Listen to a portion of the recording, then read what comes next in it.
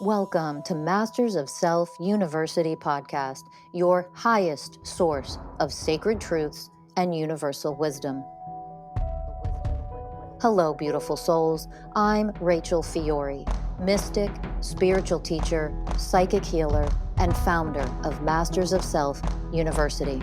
Join our journey of soul transformation as we deep dive into this latest episode.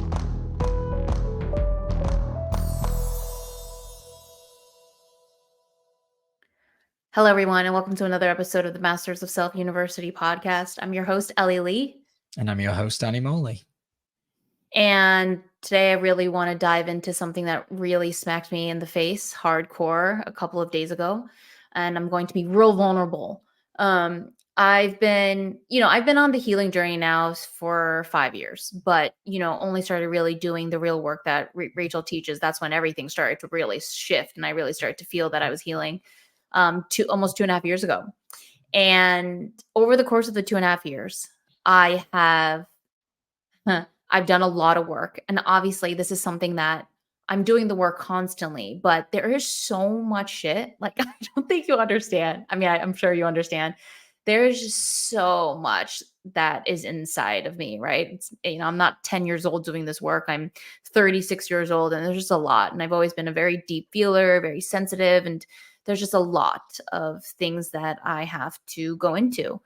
And one of the biggest programs that I've ran in the last 2.5 years has been the program of avoidance. Okay.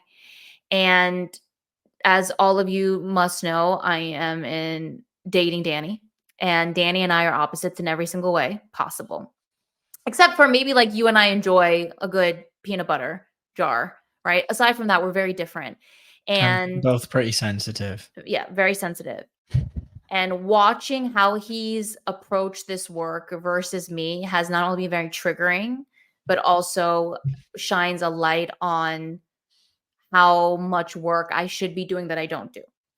So if I could describe Danny's like the moment he's triggered, he just goes into it. The man loves it. Okay. He eats it, shits it, sleeps it. He just loves this work. It's like he's so excited doing the goddamn work, right? And when I tell you I'm the opposite, it doesn't mean that all the time I fucking hate it, but most of the time it's something that I do not enjoy going into. And I think for me, like I've talked about this a lot, like my entire life has just been one huge kind of depression where I've always felt pain, like since I could remember. And I don't remember a time in my life where I didn't feel pain. And so now that I have to go into the pain, it's a whole other thing, right? And so I've just, even though I go into a lot of stuff, I'm still avoiding a lot of stuff. And so the one morning I woke up with so much anxiety and like so much like heaviness on my chest. And what I was feeling was a lot of guilt. I was feeling a lot of guilt for the fact that like there was all these things that were coming up throughout the day, and I was avoiding like 50% of them and only going into the other half of them. And so I woke up one morning and I was just like feeling a lot of guilt and like shaming myself, like, what's wrong with you? Like, you got to be doing much more work than this, and like shame on you and all this shit. And so I was like, okay, let's go into all of this because this is deeper than I know. It feels deeper than I know, but because the avoidance program, this is what the avoidance program tells me. This is another mental program. Oh, it's just avoidance. It's because, it's painful. You don't want to go into it. That has been playing for like a year now, that when I listen to that, I go, yeah, it's nothing deeper. It's just because I'm trying to avoid because it's too painful. And the one morning I woke up, I was like, let's go deeper. And so I spent all this time with myself just going deeper into why I run this avoidance program, right? And what unfolded for me was mind-blowing. So I grew up, and I talk about this a lot, very religious. I'm a granddaughter of a pastor. My mother was Jesus Christ, the homie, till the day she dies. So I was in church Friday, Saturday, Sunday my entire life. Like that's what it was. And outside of church, it was constant. Are you praying? My mom would make me read this Bible study book called Upper Room. Did you read Upper Room today? Oh, you didn't read Upper Room. And then she would guilt and she would shame me. And then fast forward to years later, I went through a lot of religious trauma where it was always like this force, like, you have to do it. If you don't do it, Jesus is not going to love you. If you don't do it, you're not going to be saved. If you don't do it, you're going to go to hell. It's always been this fear, guilt, shame, like just fucking jammed into me over and over and over and over again, right? So my path with Christianity and religion was always like, if you don't do this, you will go to hell. If you don't do this, you will not be saved. And so that's been deeply, deeply ingrained into me.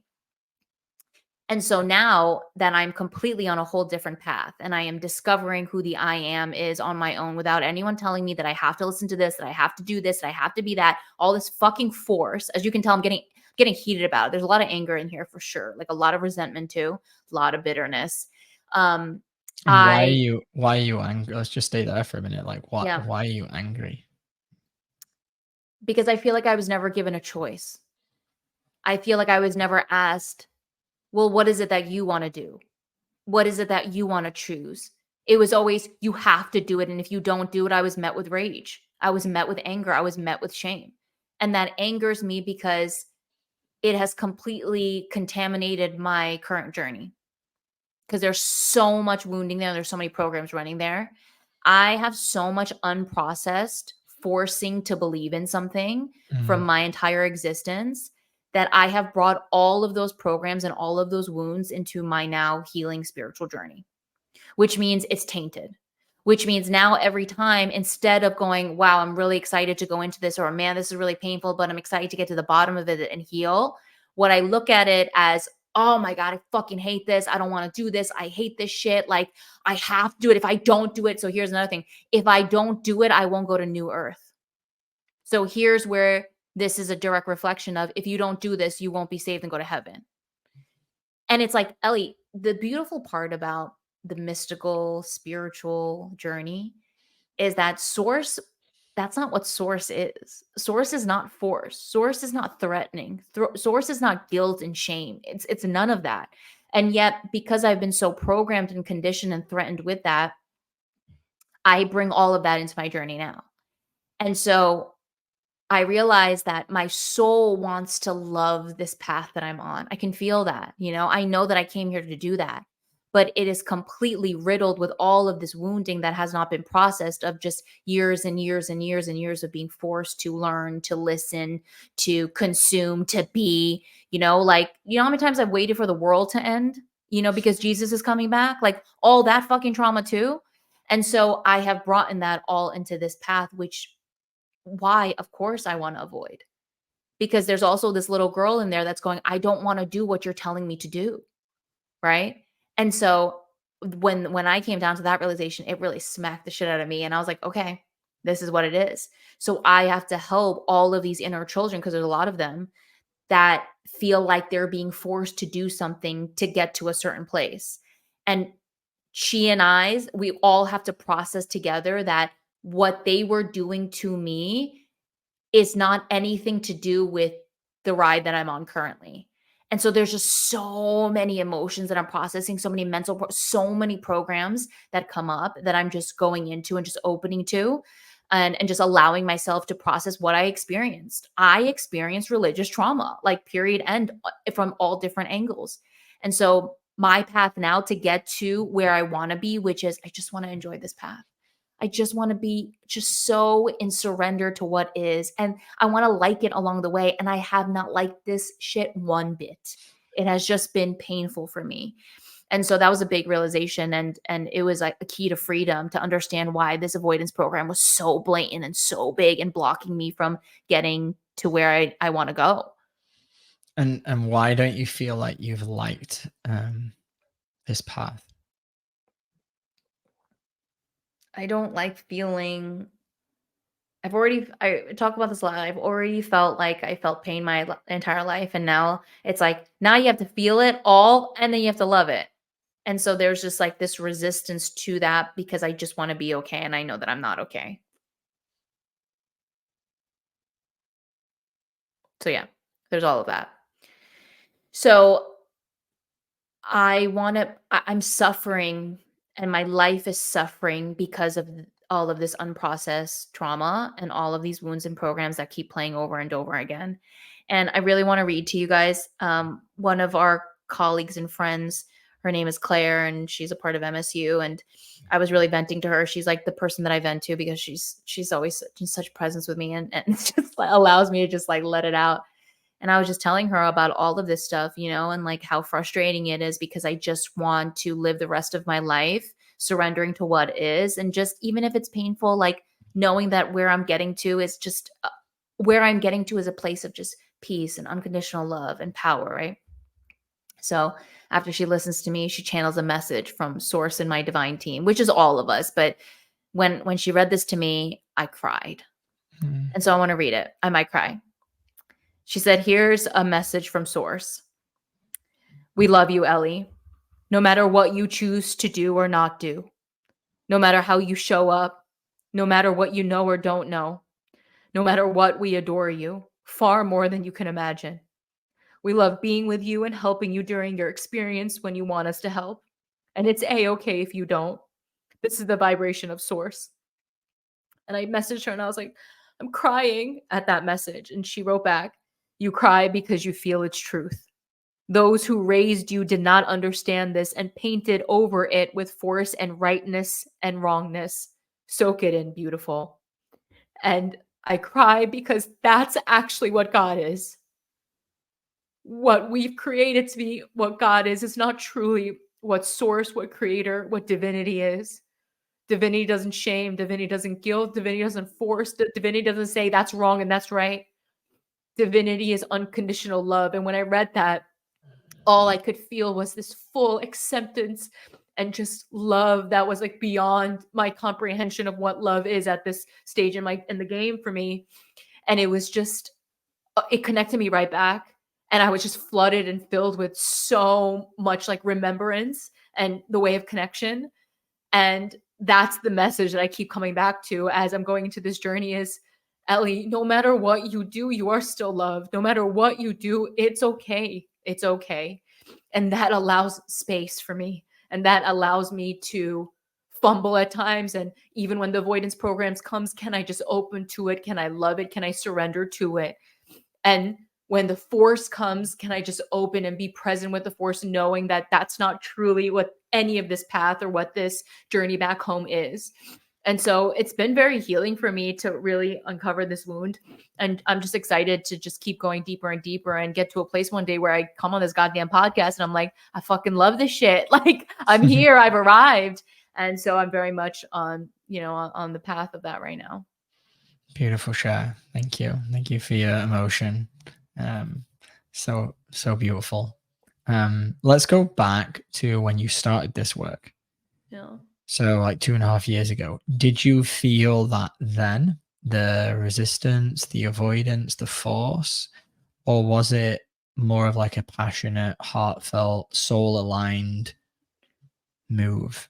Yeah, it was, I think when I first had my awakening, I started my inner love journey, I was so excited. Like I didn't know what actually it was going to entail at all. I just knew that like I was learning how to love myself and that was really exciting. And even when I joined the certification program and I jumped into this work, I was pumped because all I have been taught up until then was kind of just to avoid all the pain shit.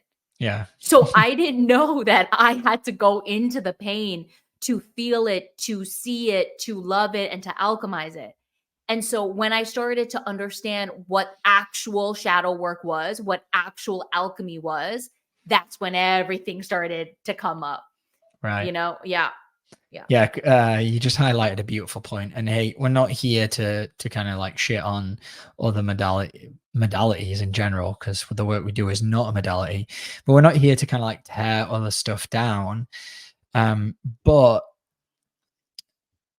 that all the other stuff that I tried, the therapy, the breath work, the meditation, the plant medicine, taking drugs, basically, it doesn't actually get you. Maybe some plant medicine does. I did have some experiences where that was the case, but for the most part, it's not really embracing the true pain that's there. Like the therapy that I went through, it was very surface level and very like just speaking about problems. Kind of, there were some beautiful moments and it was a good stepping stone, good beginning, but it wasn't transformational healing. And so that you bring up this beautiful point that doesn't allow for all of the deeper programs of the avoidance, the resistance, that to come to light and be seen when we're just so stuck at the surface. When I first started going through kind of my dark night of the soul, 2018, 2019, I just became a sponge for spiritual knowledge, and I just wanted to learn.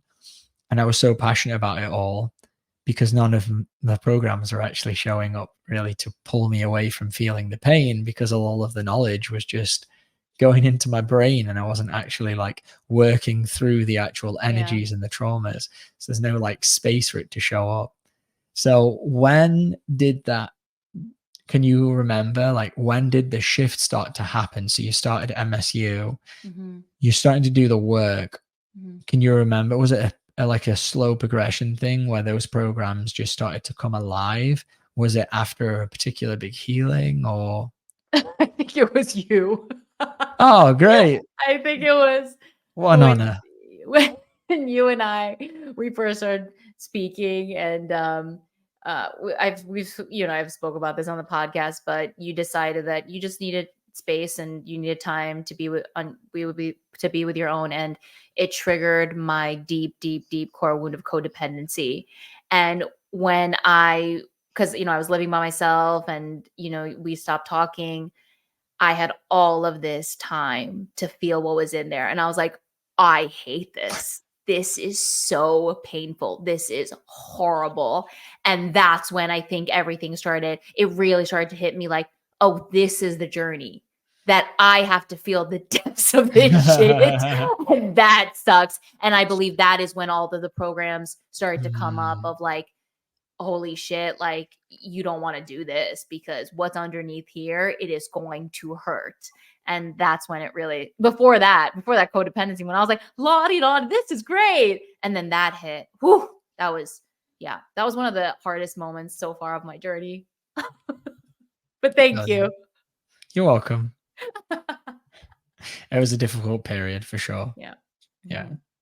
And I appreciate the beautiful light that you cast at the start of this podcast. And I do have a huge passion and thirst for this work, but I run a bunch of resistance and avoidance programs. And actually, the last podcast we recorded kind of touched on this, me awakening to where I was in the energy of force, thinking that it was alchemy. And at the beginning of this work, a couple of years ago, before I started Rachel's work, I've been doing a couple of years of breath work. And breath work is exactly that, force. It's just force.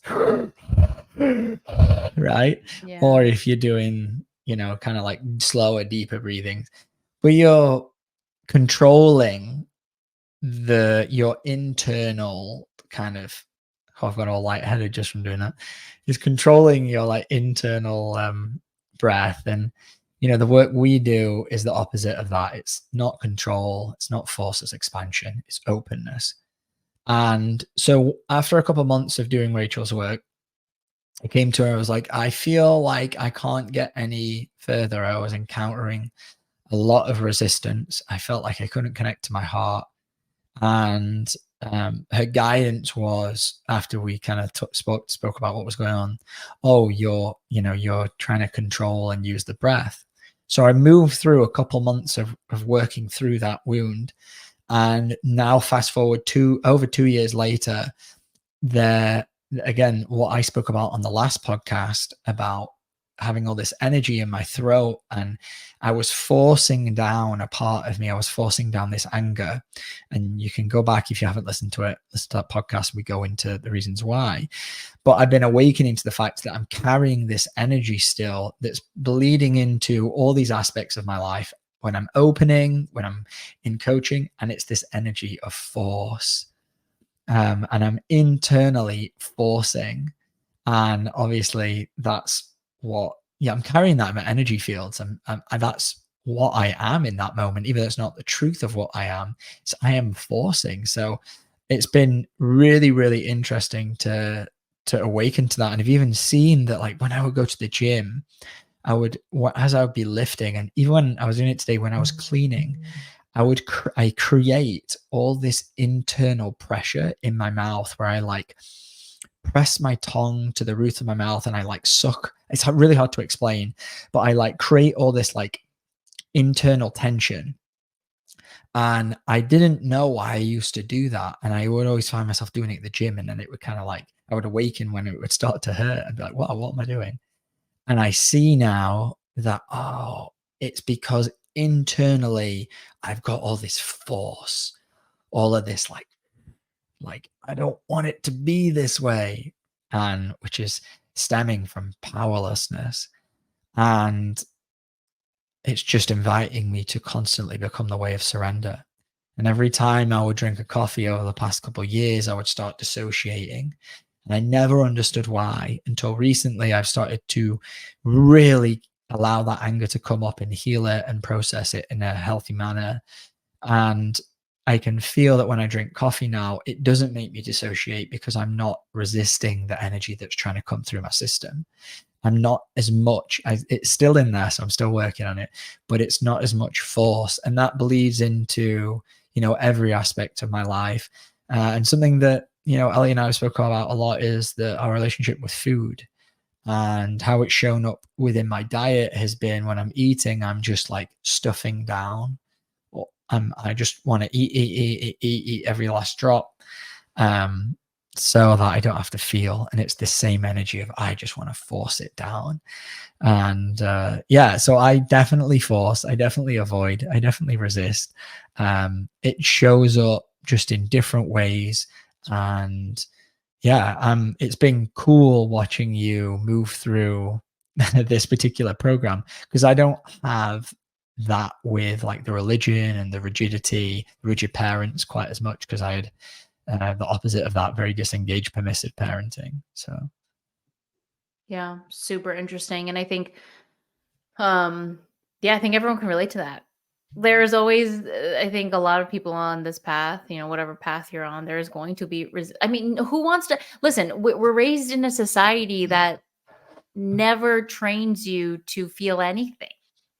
We are trained to avoid everything.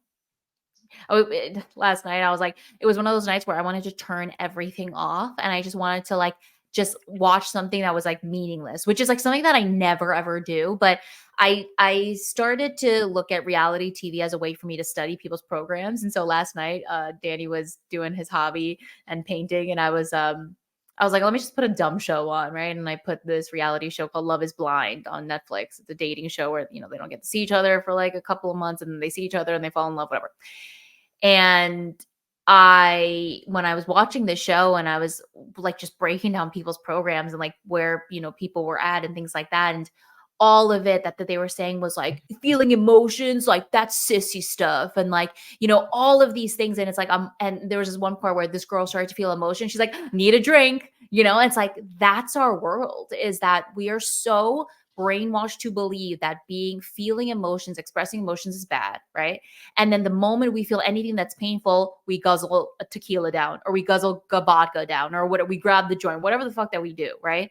And then we watch that on TV and we watch that in movies, and it's just conditioned and conditioned and programmed and programmed and programmed.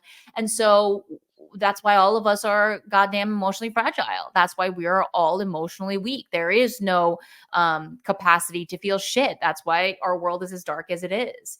And now many of us are awakening to, we can't be like that anymore, because we suffer as a result of it, like ourselves individually, right? And that's why we become alcoholics and drug addicts and shopping is where addictions come from, all these things. And watching that was just this like, moment where it's like, wow, that's the old world. And the new world is, I am very aware I'm running an avoidance program right now. I'm very aware that I want to go eat some cake, or I want to grab the vodka bottle or whatever it is. Can I open to that? Can I bring love to that aspect that is showing right now? And the more that we do that, the more powerful we become. And one day you're not emotionally fragile anymore. You're just willing and ready to experience and feel everything that is in there, because you're connected now. Because all of that other shit is coping mechanisms. I'll never forget when Fiori like gave a teaching coping mechanisms, because I thought that coping mechanisms was like, oh, that's great. Go to the gym to deal with your anger, go hang out with friends if you don't want to feel sad, or like whatever the fuck your coping mechanism is. And she said, why would you want to cope with suffering? Why would you want to just like make that exist? Why don't you go in instead and alchemize it so that it no longer exists? And I was like, holy shit. Like, even something as simple as that blew my mind because of how much we're programmed to stay weak. Yeah. And I know you can't speak directly on this, Ellie, because you can't drink alcohol. But to anyone listening, what do you think a hangover is? Right? Really feel into if you've ever been drunk before or used alcohol in any kind of way. For a long time, I couldn't understand why my hangovers were so much worse than everyone else. Like, I would drink the same as somebody, and the next day I would just be off all day. And partly that reason is because I'm a lot more sensitive, which I understand now, than most people. And with that sensitivity, it's we're like just stuffing down those energies and the emotions that we don't want to feel. We're just turning them off. They're not going away. They don't go away when you have that drink. If you feel uncomfortable and you're like, oh, well, let me just have a drink and I'll feel better, and you do feel better, you might feel better. Then the next morning, how good do you feel then? Do you still feel good? Did it still actually make you feel better? Or did it just take that crappy energy that you didn't want to feel because you're not powerful enough, and that's okay, and prolong it for the next morning? That's part of what a hangover is. Like, yes, it is the body which is physically responding to the toxic substance that's gone in and causing dehydration. 100%. 100% is that. Is it also you inhaling reaching a certain level of intoxication where a spirit can come into your consciousness and you don't even realize it, and then you do a bunch of harmful and unloving things, just like I was speaking about in the last podcast? Yes, it's that too. And it's also like, now you're disconnecting yourself even further from who you are, your heart, your ability to process emotion, and you're turning all of that off, and it doesn't go away. It's still got to come out and be processed. That's why I'd have hangovers that I've had a hangover that's lasted like months before. But that's obviously including other recreational drugs and as well as alcohol.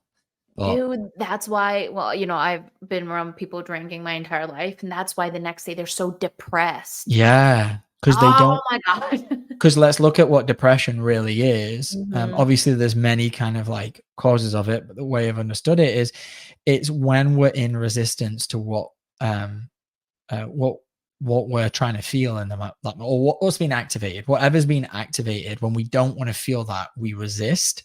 So it all shuts down, and we go into this low vibrational state because we can't process whatever's coming up, whether it be grief or shame or guilt for something that we did.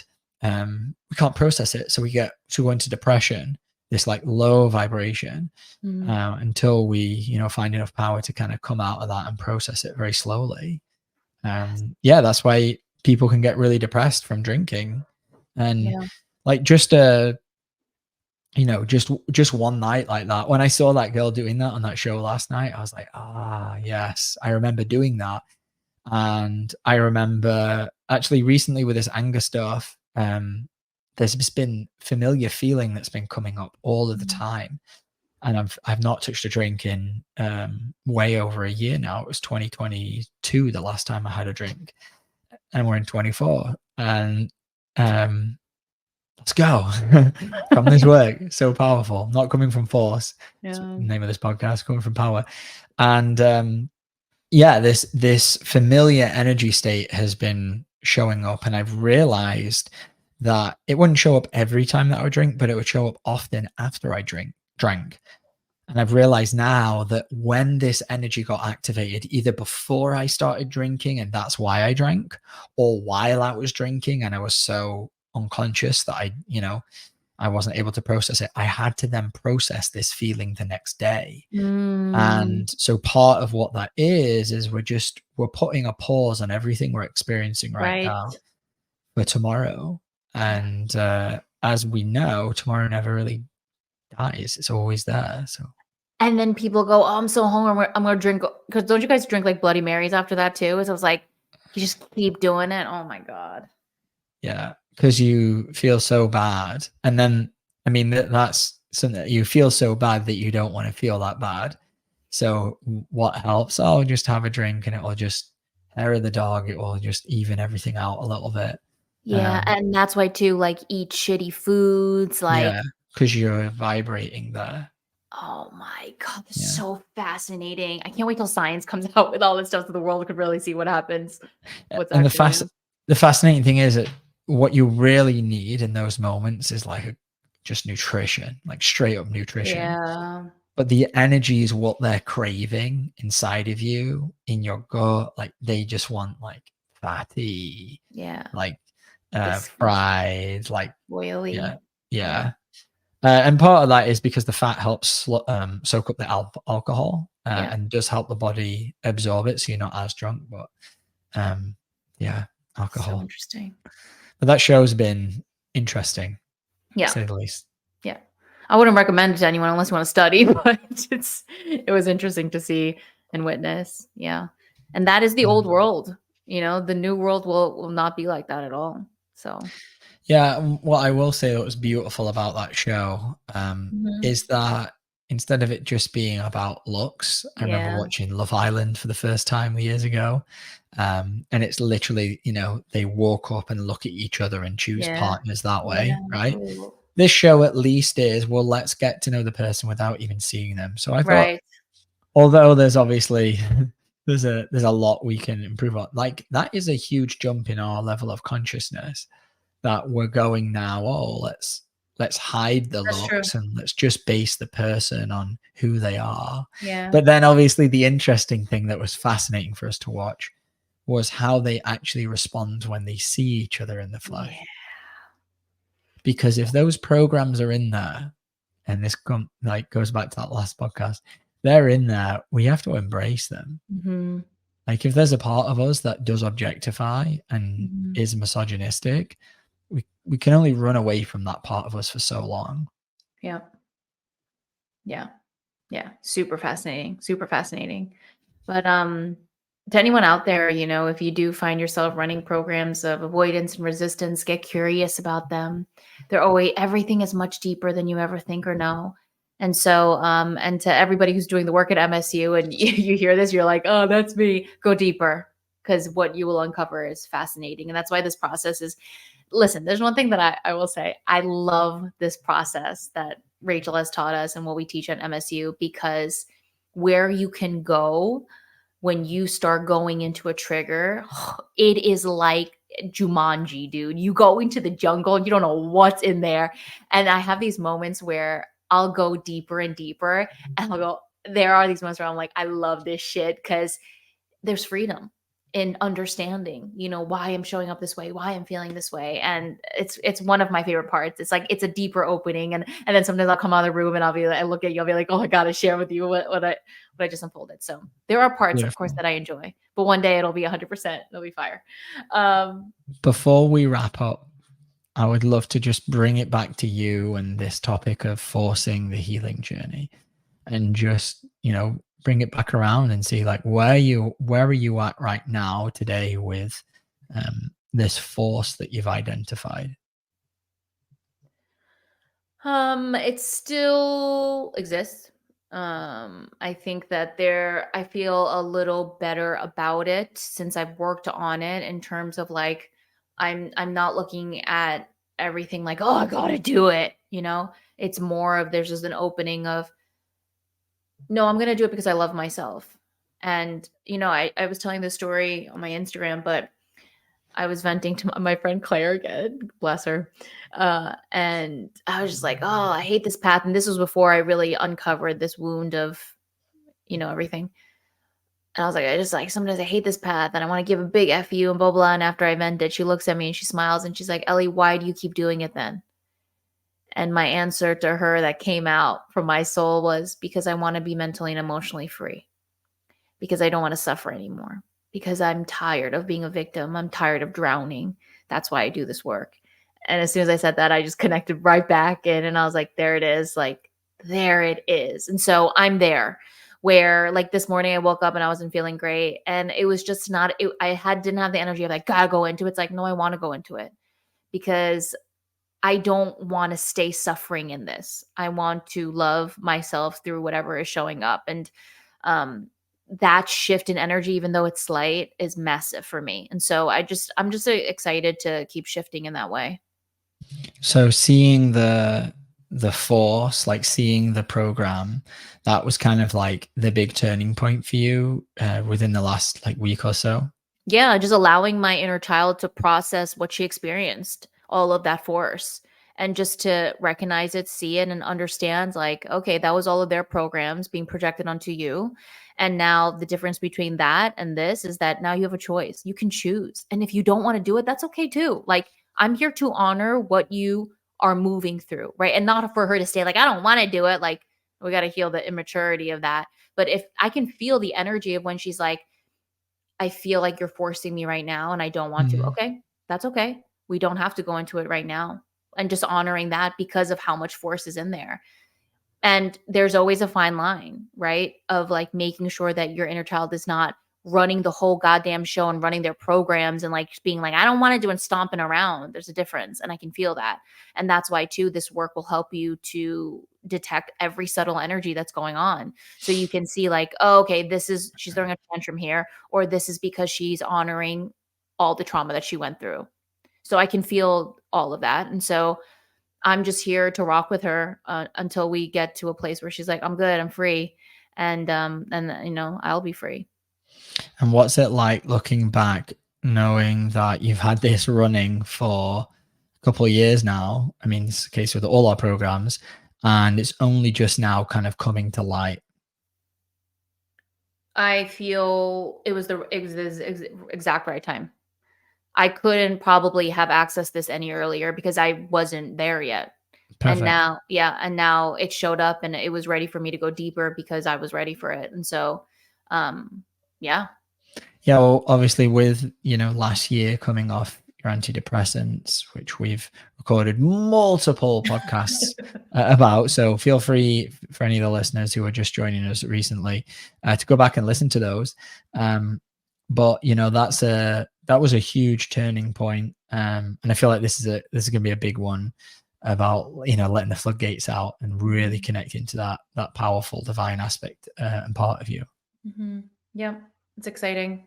I'm excited. Listen, every day that passes in this crazy ass life, every day that you stay dedicated to you, you will just continue to blossom. And so I'm excited. There's genuine excitement in that. And so no matter how many hissy fits I want to, throw in tantrums about this path, like I always come back. And so that's my soul coming through. And so, yeah, I'm just excited to see what unfolds for me and all of us that are doing the damn thing. Great. Perfect. What a way to end. Great. All right, everyone. Thank you so much for listening. You know what to do. Do all the good stuff. If you enjoyed this, share this out with anyone that you know is forcing their healing journey. And we'll see you next time. Thanks. Bye. Bye.